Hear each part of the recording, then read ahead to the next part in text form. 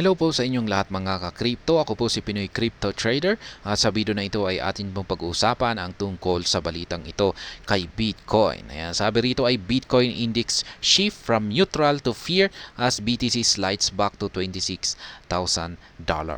Ayan, $26,000 na market price po yan. Ayan, mula sa pagiging neutral ay naging ito po yung ginagamit na measurement. Meron pong ginagamit na yung tinatawag nilang Fear and Greed Index. Yan, mula raw po sa pagiging neutral ay naging fear na po. Ayan, yung kanyang ipinapakita na sukat rito kay Bitcoin.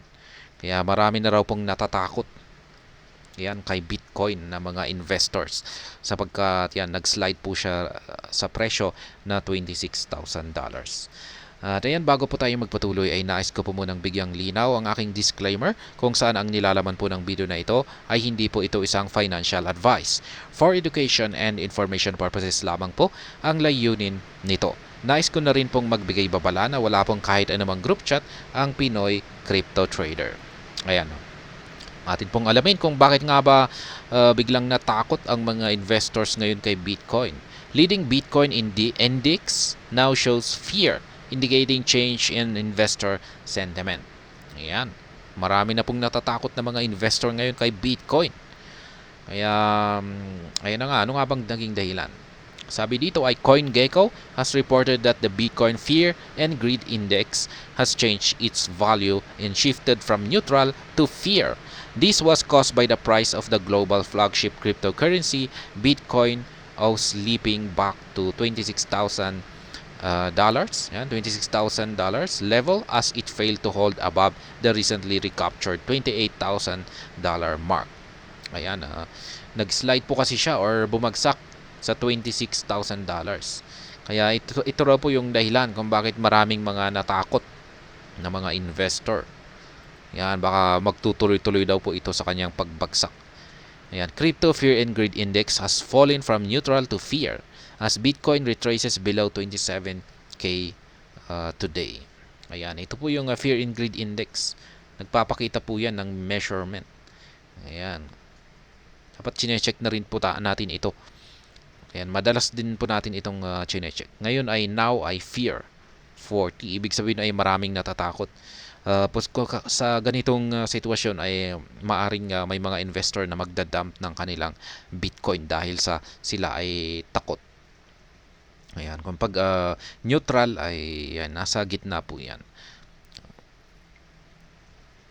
Now, after a recent update, the index shows 40 when Bitcoin enters fear territory. This may indicate that traders are getting a buying opportunity and the price may face a rise later on. When the index shows greed, this may signify that Bitcoin or BTC is in for an upcoming price correction. Ayan, yan po yung gamit ng Fear and Greed Index. Kung pag nasa fear territory ito, ay ito po yung nagpapakita na nagbibigay ng signal na maganda po itong opportunity para makapag-accumulate ng Bitcoin ang mga investors. Ayan, kung pag greed naman ay nagpapakita ito na isang paparating na price correction. Yan, ganyan lamang po kasimple ang paggamit sa Fear and Greed Index na indicator na ito. Bitcoin returns to $26,000. Just recently, Bitcoin was propelled to regain the $27,000 level once Grayscale beat the U.S. regulatory agency, the SEC, in court in the case related to the SEC's refusal to consider allowing Grayscale to convert its Bitcoin trust into a spot BTC ETF. Yan, meron po kasing kaso si Grayscale at ang SEC.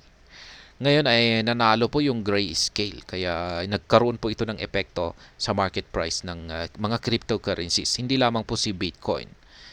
Kaya yan, umangat po ng market price na at umabot sa $27,000 si Bitcoin.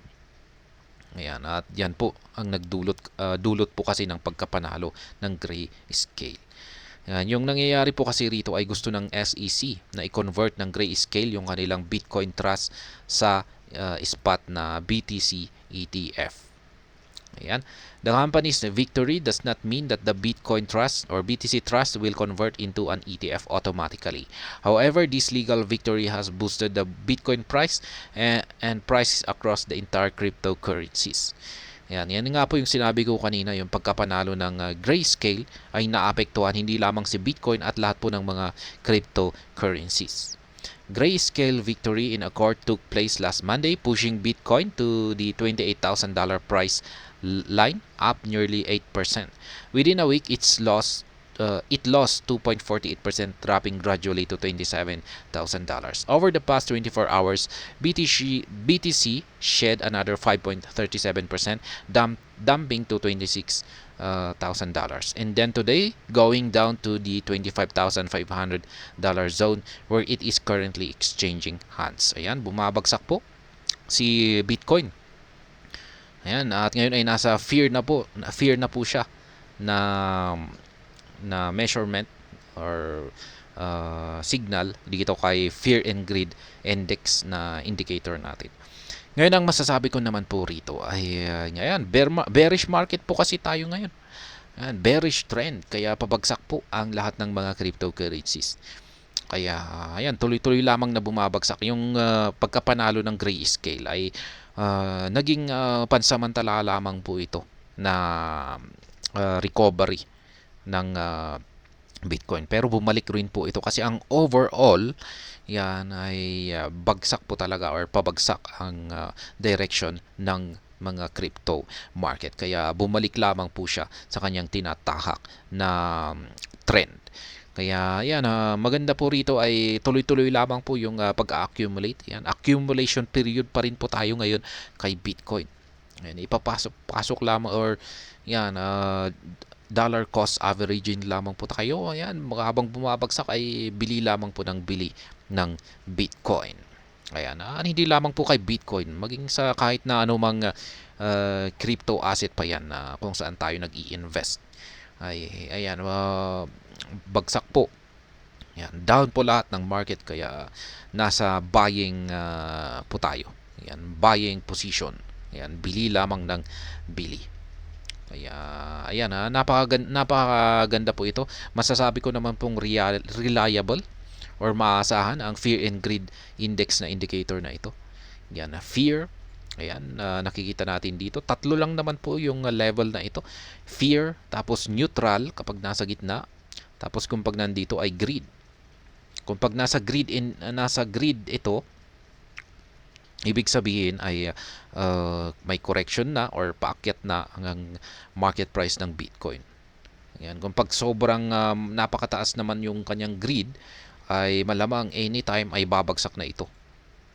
Yan. Take profit po tayo kapag nasa greed index yung kanyang yung kanyang level. Yan, ganyan lamang po kasimple yung indicator na ito. At ayan, hanggang dito na lamang po tayo sa video na ito. Sana po ay inyong nagustuhan ang aking paliwanag dito. Kung inyo po itong nagustuhan ay pakiclick lamang po ang like button nito. Para naman po sa mga bago lamang dito, kayo po ay aking inaanyayahan para mag-subscribe. Pakiclick na rin po ang bell icon nito dahil ito po ang siyang magsisilbing notification nito sa mga bago kong videos na akin pong ina-upload sa aking YouTube channel na ito. Marami pong salamat sa panonood. Ingat po tayo lagi at God bless po sa ating lahat.